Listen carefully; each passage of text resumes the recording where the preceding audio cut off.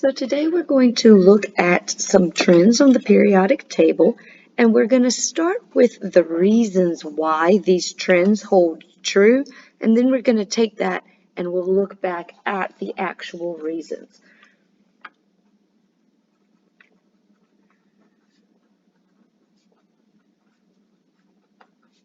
All right, so some reasons for the trends.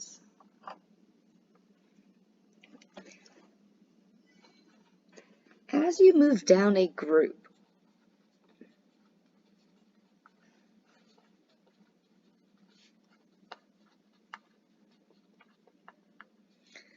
additional energy levels are added, so the electrons get further and further from the nucleus.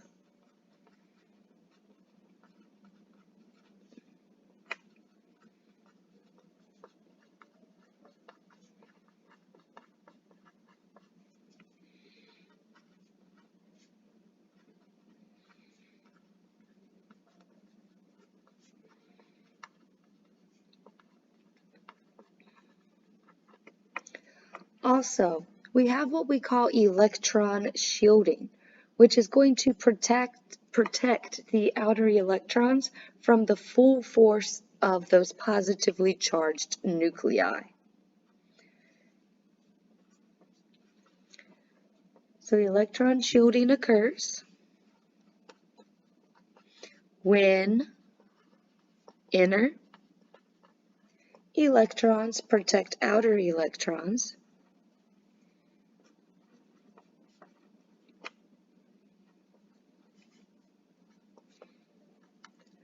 from the full attractive forces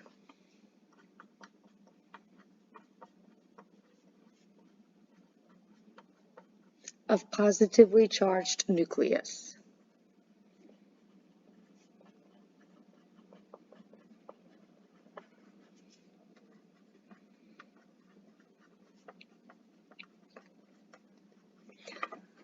All right, so if we were to draw a picture of this, now we know that the nucleus contains protons and neutrons. All right, so the nucleus is positively charged, so I'm just going to put a positive to represent the positively charged nucleus. All right, so then as we move down a group, we add additional energy levels. So our first has period has one energy level. Our second has two energy levels. Our third has 1, 2, 3 energy levels. So we have 1, 2, and then looking at our third. So what we notice here is the outer energy level is further from the nucleus. Therefore, these inside rings are protecting the outside ring from the full force of that positively charged nucleus. So on our first energy level here, that is really close to the nucleus, so it has a lot of attraction. Our second energy level has some protection. Our third energy level has 2 layers of protection, and so forth and so on.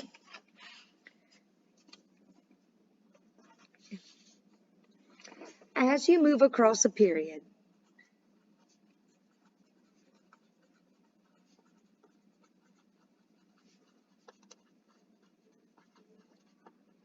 the effective nuclear charge increases because we add protons.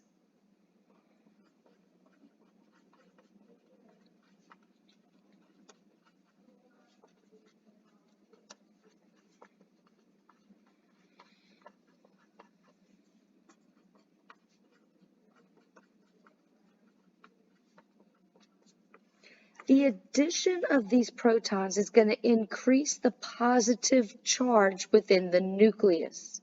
However, electron shielding stays the same. So additional protons increases the positive charge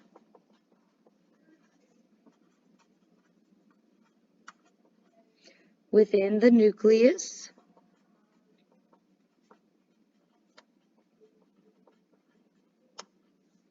but electron shielding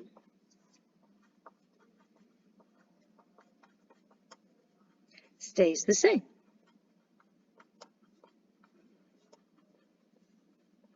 So the result is electrons are going to be pulled in more tightly.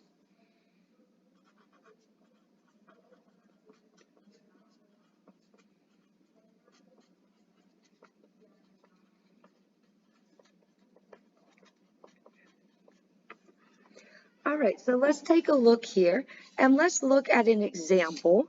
So we have lithium and we have beryllium.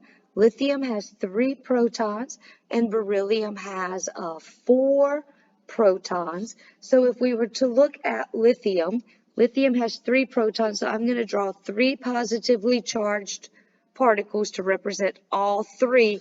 Now up here in the first one, I just drew a positive to represent the total number of electrons, so don't get confused here. In this case, I'm giving an actual number of protons. Lithium is on the second row, so it has 2 energy levels, and beryllium as well. So lithium has 1, 2 energy levels, and beryllium has 4 protons, but also 2 energy levels. All right, so what we see here is because we have more protons, but the same number of energy levels, electron shielding is the same. This second energy level is only being shielded by 1 energy level, but I have a stronger positive charge in beryllium than I do lithium. Therefore, what we see is these electrons actually get pulled in tighter and closer to lithium because the electron shielding is the same, but the positively charged protons are greater in the nucleus, so there is a bigger attraction. So with this information, let's look at our periodic table trends.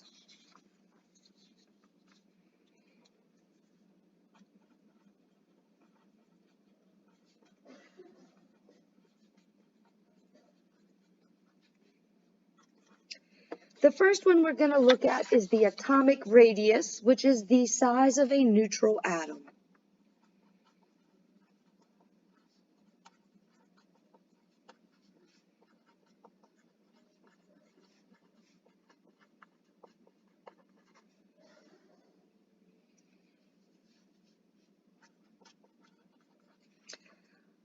All right, the atomic radius.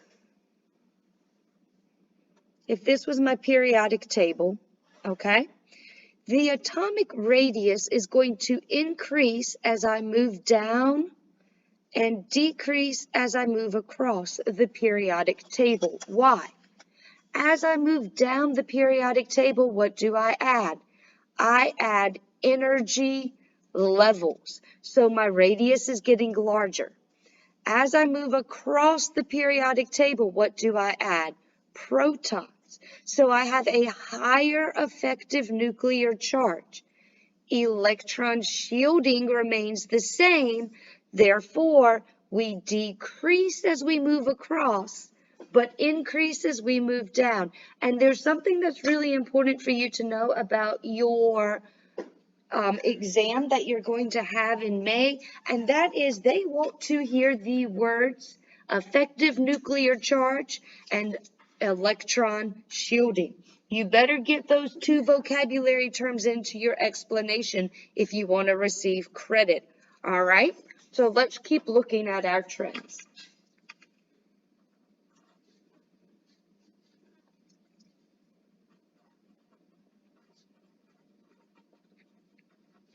Okay, ionic radius.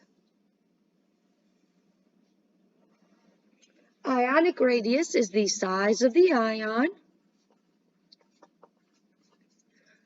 Now, as we move down the periodic table, we are going to see the size of the ion increase And as we move across, we are going to see the size of the ions decrease. Why is that? As I move down the periodic table, I am adding what? I am adding energy levels. As I move across the periodic table, I am adding what? Protons. I am adding protons, so I am increasing the effective nuclear charge. I'm keeping electron shielding the same, so an increase in effective nuclear charge, electron shielding remains the same, will show us an overall decrease in ionic size as we move across the periodic table. And again, increase as we go down because we are still adding energy levels.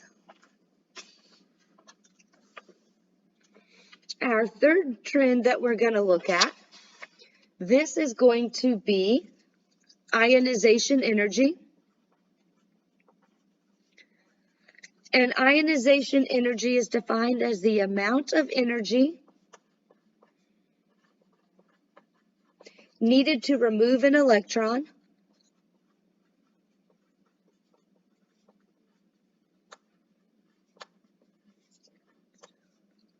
from a neutral atom.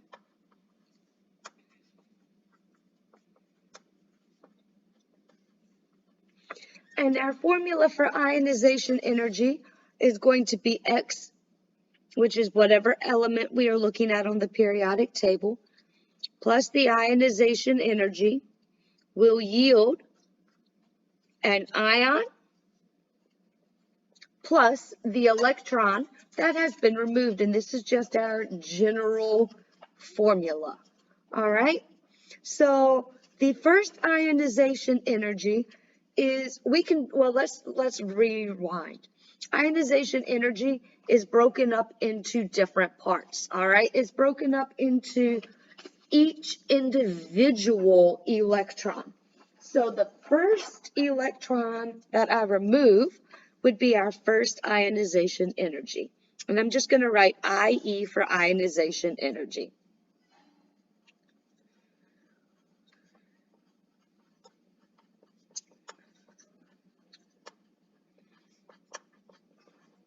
All right.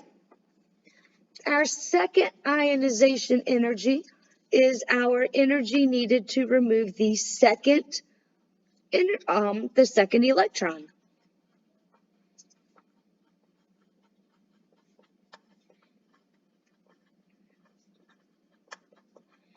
Our third ionization energy would be that to remove the third electron, and so forth and so on.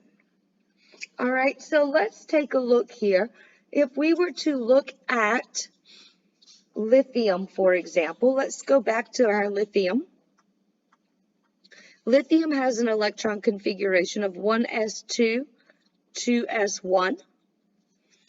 Beryllium has an electron configuration of 1s2, 2s2. So when I remove the first ionization or the first electron from lithium, what does lithium now have? If I was to take away one electron, lithium now has only one energy level left. If I was to take away an electron from beryllium, it originally has two electrons, so if I remove one, it still has an electron in the 2s. So let's do this. Remove one electron. So in this case, lithium is 1s2. Beryllium would be 1s2, 2s1, all right, because I only took one away. To remove the second electron, it is going to be much harder to get that electron from lithium than it would beryllium, because beryllium is still on the second energy level. It is further away from the nucleus. So the second ionization energy for lithium is much higher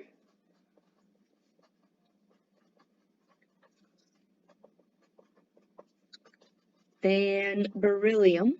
All right, so the second ionization energy in lithium is higher than beryllium because lithium has one less energy level. Beryllium has that same additional second energy level.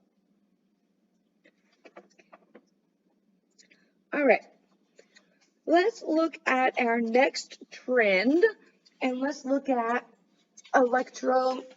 oh, I'm sorry, I need to go back. Ionization energy. Ionization energy is going to, when I go down the periodic table and then across the periodic table, ionization energy decreases as I move down and it increases as I move across. Why? And this is just we're looking at our first ionization energy here, okay? So if we were to look at the first ionization energy, the removal of an electron, as I move down a group here, I add what? Energy levels. These get further and further away from the nucleus. Their electron shielding increases, making it easier to get an electron off further down than it is further up. Why do I increase as I move across? As I move across, I add what? Protons. My effective nuclear charge increases, but electron shielding remains the same. So my electrons are held much more tightly in to the protons, that attraction between them. It is a much stronger attraction, so it is much more difficult to get electrons off as we move across the periodic table. This is why metals tend to form cations. They give away electrons. Non-metals don't give away electrons. They gain electrons to form anions because they have a higher effective nuclear charge compared to their metals that are on the same energy level. Number 4, electronegativity.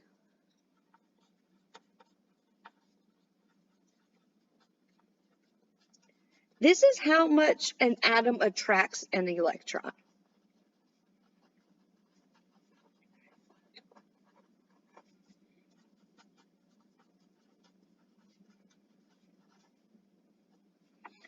And this is going to be like a tug of war.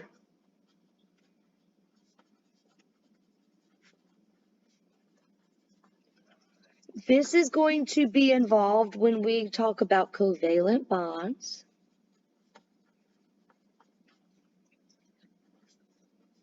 And fluorine is our most electronegative element.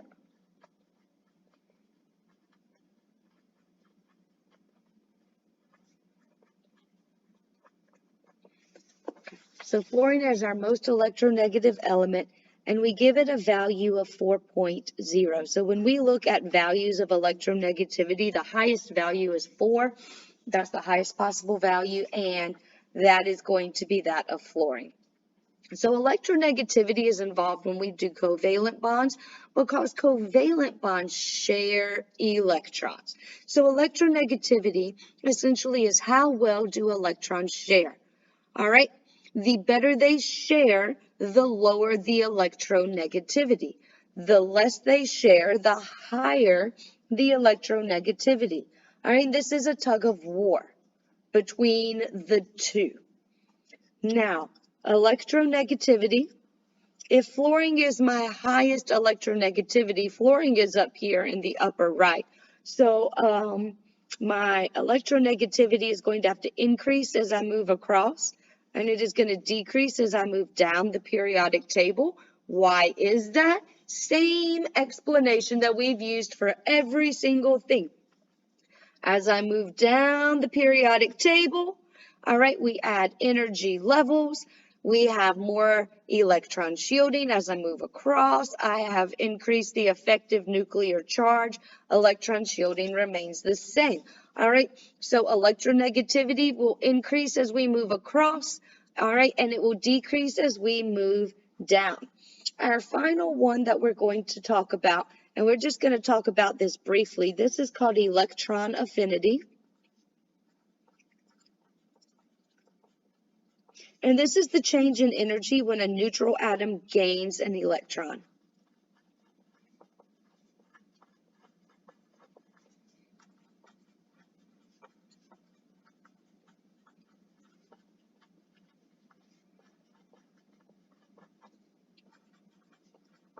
All right, so when we gain an electron, that is the formation of an anion. The formation of an anion. That's what we're talking about here.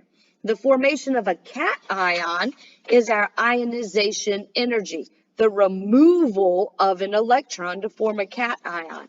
Here for electron affinity, we are gaining electrons. So X would be whatever element plus the electron it gains to make some sort of an ion.